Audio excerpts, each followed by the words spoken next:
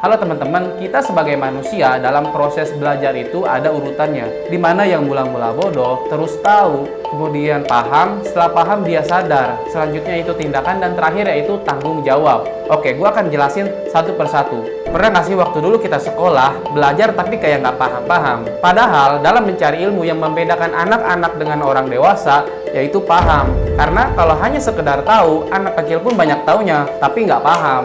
Kalau kita cuma tahu doang, itu adalah tingkatan paling dasar dalam proses belajar.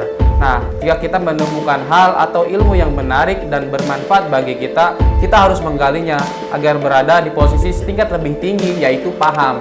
Kalau kita udah paham, kita jauh lebih mudah melakukan sesuatu. Karena ada istilah orang, tenang aja bro, itu udah di luar kepala. Nah, itu berarti udah paham tuh orang. Oke, setelah dia tahu dan paham, selanjutnya itu sadar. Banyak orang yang paham ilmu tapi untuk kejahatan dan nggak bener, alias pinter keblinger.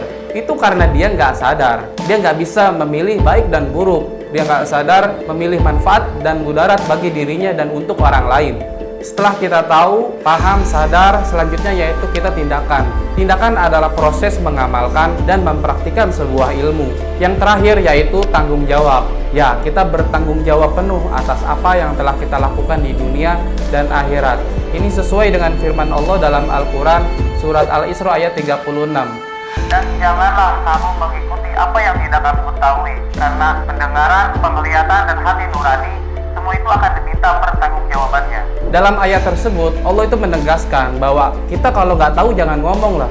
Kalau itu melarang kita melakukan suatu amalan atau tindakan tanpa berdasarkan ilmu. Sebenarnya Allah tuh nyuruh kita mikir, nyuruh kita kritis, cari tahu, pastikan dan verifikasi kebenarannya dahulu. Allah tuh nggak mau kita melakukan sesuatu atau tindakan hanya berdasarkan ikut-ikutan aja, berdasarkan insting belaka. Karena jika kita selama hidup melakukan suatu kesalahan atau kekeliruan di mata Allah, kita harus mempertanggungjawabkannya di akhirat.